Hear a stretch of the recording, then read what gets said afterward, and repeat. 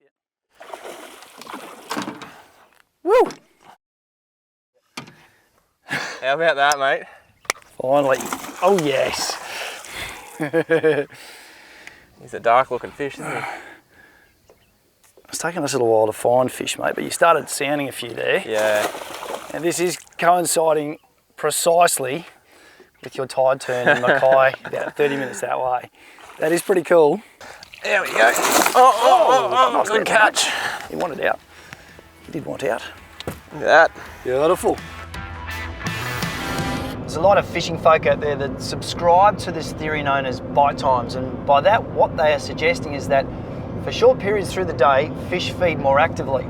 I've decided to test this theory out in rather extreme circumstances. I've flown into Mackay and I'm here for only a 24-hour period. I got to the airport, I rang up a mate of mine who's a Barramundi tournament pro. He subscribes to this theory very much. He believes that even though we're fishing in a dam, the fish here will respond to the local tide times not too far away. What I've said is, Dan, 24 hours, you pick 2 1-hour periods where you think the fish are going to feed more actively, and let's back ourselves to try and catch 4 barramundi between us during that time. Now Nigel's given me 2 hours to fish, 1 hour this afternoon, 1 hour in the morning, and now he's 5 minutes late. I need to start fishing now to try and catch 4 fish in that time. Sorry, man. Come on, mate. Pressure's on, let's go. Let's go. It took me a bit longer to get from the airport than I thought. Let's go, we've got an hour. Let's go very, very hard, and let's prove if the tide's turning down there, it'll make these guys bite. So I've got the phone call from Nigel, and then I've got out my phone and started looking through the tide charts. There was a low tide between 5 and 6 o'clock in the afternoon, and that also coincided with the dust bite. So sort of focusing on that time, and then the next morning there was a low tide between sort of 6:30 and 7:30, but there was also a lunar rise at around 7 o'clock. So I chose that 7 till 8 and really focusing on that time. You know, Nigel, it's pretty funny how we talk about tide times when we're, 30, 40 k's away from the coast. But, it's amazing how much of a difference it actually makes. Like, the fish still feel the lunar pull and the moon's orientation, and they know when tides are moving, and it actually makes them hungry and they're going to bite. There's got to be one here somewhere. Yeah, so there's a bunch of things that affect the mood of the barra. It's wind direction, it's currents, as in like wind current, barometers where they're rising or dropping. You've got lunar phases. You've even got things like whether bait fish are breeding or migrating from one side or heading towards running water or out of running water. If you can clue into a few of those things, you can really piece it together pretty quickly on what they're feeding on and what time they're going to feed. We were both a little bit devastated having had a couple of bumps, and not being able to find fish in that evening session I think was the biggest disappointment. We found them a little bit too late, and as that sun started setting, Dan is always positive. He goes, "It's fine, I know where the fish are now. Yeah, we've missed them this session, but I've seen this dam come alive at bite times before. I reckon tomorrow morning in that bite time, we'll give that 4 a red hot go." Yesterday failed a little bit. We ran out of time really to find fish. We started finding a few towards the end of the bite, so we had 15 minutes left in our bite time, and we got a few bumps and follows, which shows that the fish were there. We just didn't give ourselves enough time once we'd found them. Today's a new day. Your bite time is due to start in about 5 minutes. You've been patiently waiting here. I got here on time today, so that does help. We marked a few fish here, and in 5 minutes time, Dan's going to be itching. You got an hour, mate. And I'll tell you what, I'll raise the stakes on you today. If you haven't got a fish yet, if you can catch 4 in this bite time, I've got a neat little watch which shows tide, moon phase, barometer, compass, all the cool stuff that fishers like. I'll give it to you if you can catch 4 fish for us. Righto, mate. Sounds like a deal. Crack on. Off you go. Go on. I'll give you that 5 minutes we took off you yesterday. Come on. For a tournament fisherman, it's critical to understand bite times. You really know when to fish hard and when to fish aggressively. And you know roughly when you're going to get a bite. So you can go to a spot and you can say, well look, we're not going to get a bite here, or if we get a bite here, we're lucky. But the main reason why we want to be here is because we know on bite time they're going to bite. Halfway through the morning bite, we've had chances.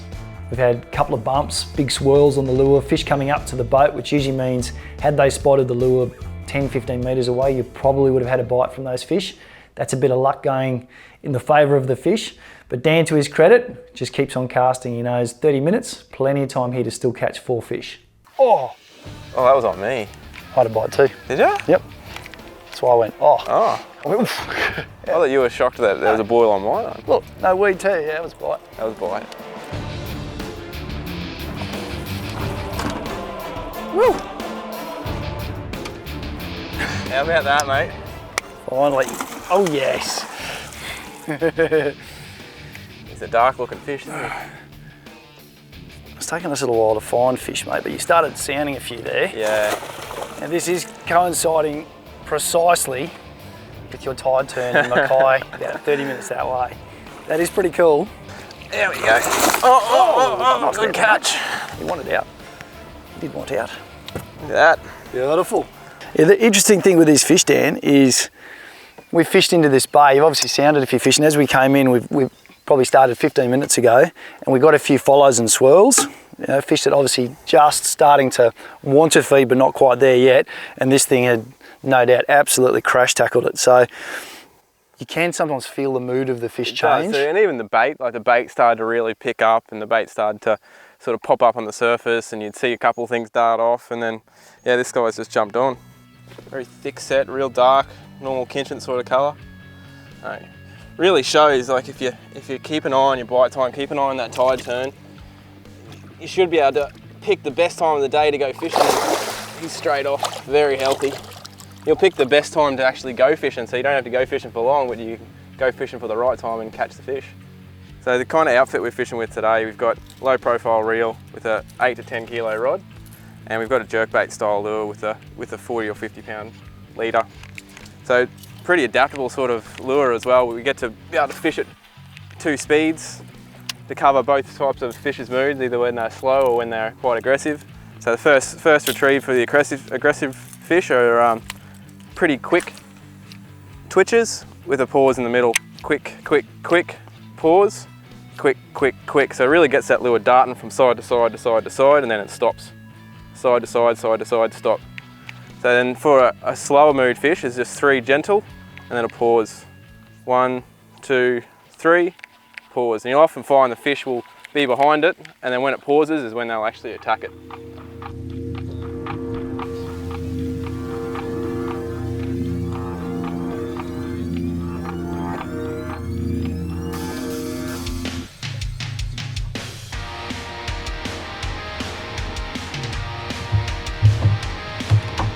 He's right there. Here we go. He's coming up. He's coming up. Nice fish. Oh yes. That's a nice fish. Woo! He clunked it too, Dan. Yeah, he's choking on that, man. He's a nice fish. He'll be close to 1 metre. Well, I thought I'm going to enjoy this experiment, Dan, because you don't shirk away from some of the weird challenges we give you, and you get to come and play with these very cool fish that you love to chase. Oh, jump. When fish are really tuned into the bite, they're aggressively feeding, you tend to find that they'll suck lures in.